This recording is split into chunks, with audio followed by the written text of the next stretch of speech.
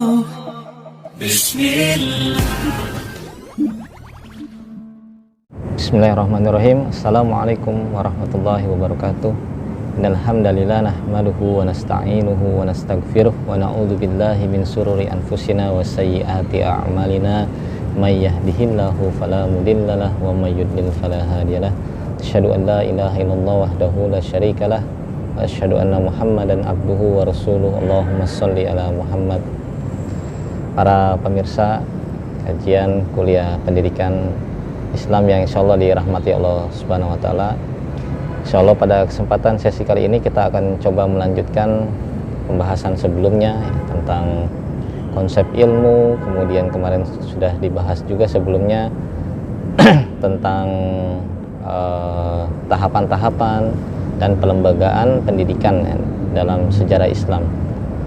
Sekarang kita akan coba meninjau sekaligus mengkritisi realita hari ini tentang pelembagaan atau desain organisasional lembaga pendidikan yang ada pada saat ini, yang mana menurut hemat kami dalam perspektif pendidikan Islam itu tidak mencerminkan sama sekali dengan konsep lembaga pendidikan, atau dalam arti yang lain desain organisasi lembaga pendidikan yang ada sekarang itu telah menyimpang atau tidak sesuai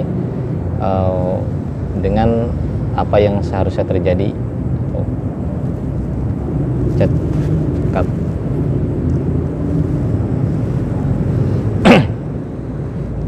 Bismillahirrahmanirrahim. Assalamualaikum warahmatullahi wabarakatuh.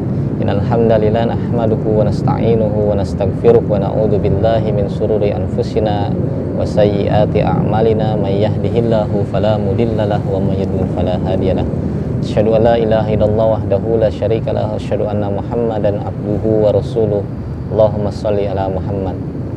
Para pemirsa kuliah pendidikan Islam yang insyaallah dirahmati Allah Subhanahu wa taala, insyaallah pada kesempatan sesi kali ini kita akan coba melanjutkan pembahasan kajian kita tentang pendidikan Islam, melanjutkan pembahasan-pembahasan yang sebelumnya. Pada pembahasan yang sebelumnya telah kita jelaskan tentang konsep ilmu dalam rangka penyusunan atau landasan kurikulum, kemudian juga tahapan-tahapan pendidikan yang ada di dalam Al-Quran, dan pelembagaan pendidikan Islam dalam sejarah peradaban Islam. Insyaallah pada kesempatan sesi kali ini kita akan coba melangkah untuk meninjau atau melihat realita pendidikan pada hari ini yang ada sekarang dalam perspektif pendidikan Islam sebagaimana telah kita jelaskan konsep-konsepnya, sehingga kita nanti bisa melihat apakah desain organisasi lembaga pendidikan yang ada sekarang itu sesuai atau tidak.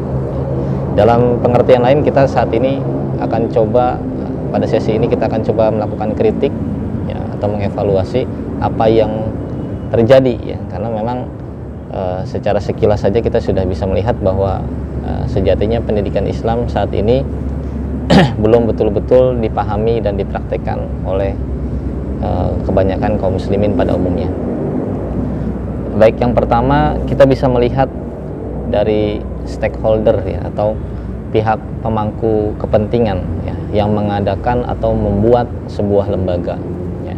Sebagaimana telah kita ketahui bersama bahwasanya ketika kita mendefinisikan pendidikan Islam sebagai aktivitas pengajaran, belajar mengajar ilmu pengetahuan, maka sesungguhnya pihak yang paling memiliki otoritas dan wewenang untuk menyelenggarakannya adalah para ahli ilmu. Seorang guru ialah ahli ilmu yang mengajarkan ilmu yang dimilikinya, sehingga orang yang paling menjadi sentral atau pusat dari semua aktivitas lembaga pendidikan ini sangat ditentukan oleh sang guru atau ahli ilmu tadi. Tidak ada yang bisa mengatur mereka, dan justru sebaliknya orang-orang yang berkepentingan dengan ilmu mereka, yakni para murid. Murid definisi umumnya adalah orang yang memiliki kehendak, memiliki iradah untuk mendapatkan sesuatu pengetahuan dalam hal ini, untuk mendapatkan pengetahuan. Ketika seorang murid mendatangi seorang guru, sebagaimana disebutkan dalam pepatah ya, al ilmu yu'ta wala ya'ti ya. Dia itu didatangi ya. Sehingga murid itu adalah aktivitas utamanya adalah mendatangi guru ya. Maka aktivitas pendidikan juga sering juga disebut dengan aktivitas berguru atau mencari guru ya. Sang guru adalah orang yang paling memiliki wewenang, yang bisa mengatur semua kegiatan, baik itu kegiatan belajar mengajar, kemudian penyusunan kurikulum dan lain sebagainya yang terkait dengan ilmu pengetahuan dan pengajaran ya. Nah, dari sini kita bisa melihat bahwa sesungguhnya yang pertama ijazah atau pengakuan telah selesai belajar ya. Definisi ijazah secara umum bahwa dia adalah pengakuan dari guru ya. Itu berbeda dengan sertifikat kelembagaan yang sekarang ini justru digunakan oleh lembaga pendidikan ya.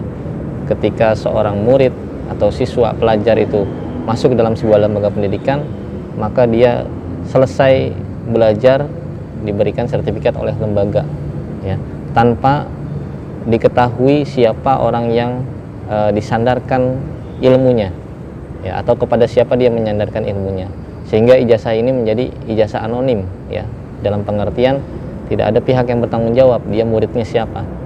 Padahal dalam pendidikan Islam ya, bahkan sampai sebagian ulama mengatakan al isnad minad-din ya, sanad itu bagian dari keagamaan. Dalam pengertian di sini bahwa ilmu itu betul-betul harus dijaga dan diketahui ya, diketahui sumbernya dari mana dia pelajari dan bagaimana cara dia belajar, kapan serta di mananya itu jelas gitu ya.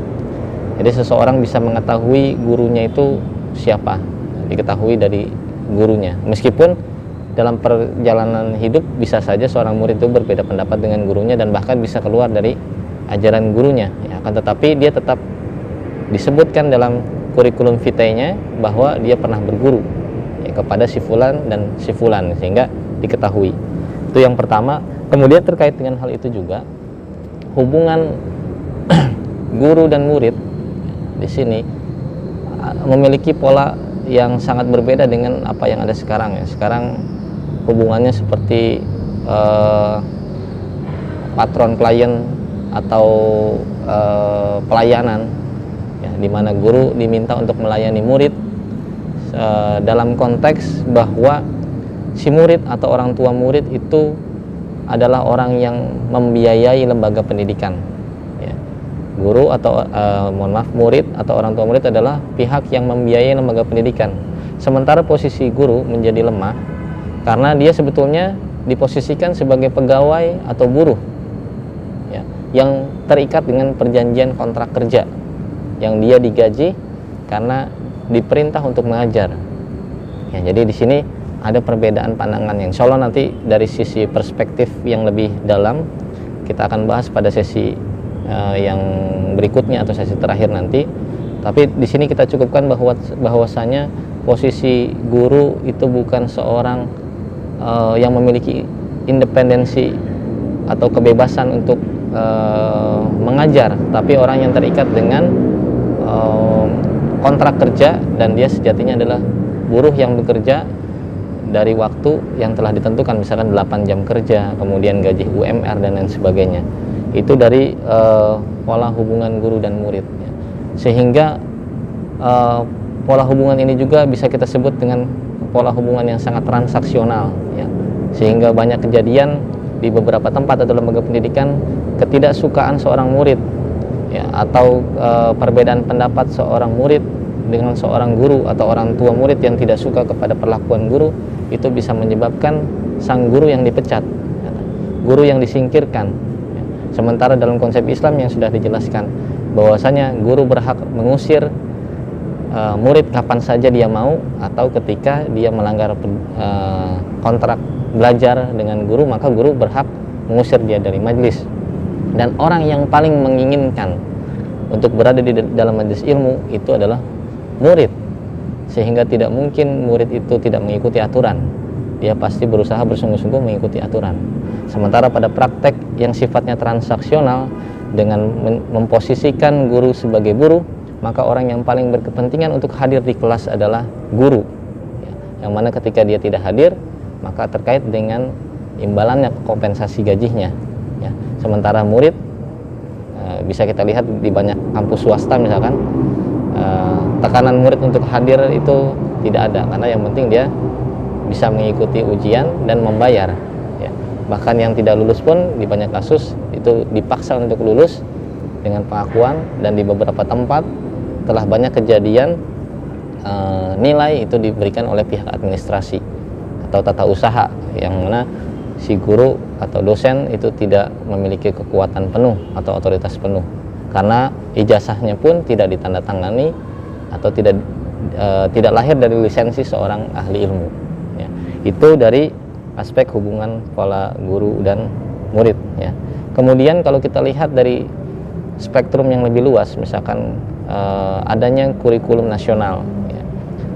Telah disinggung pada beberapa kajian sebelumnya bahwa pendidikan itu saat ini mengikuti pola yang ada di sejarah peradaban barat, ya, yang mana sistem persekolahan lahir itu mengikuti pola yang ada di kerajaan Prusia, ya. Di sana muncul konsep kurikulum nasional, ya, kepentingan bahwa negara ingin mengatur, mendoktrin, memberikan ajaran-ajaran tertentu bagi warga masyarakatnya agar mereka tunduk dan patuh, ya. Sehingga di sini yang dianggap paling mengerti tentang bahan ajar adalah negara, ya, atau oknum-oknum negara atau para pejabat atau pihak yang berwenang dari kementerian, yang mereka lah yang bisa menentukan apa saja yang harus diajarkan dan apa saja yang tidak boleh diajarkan, mana yang boleh, mana yang tidak boleh.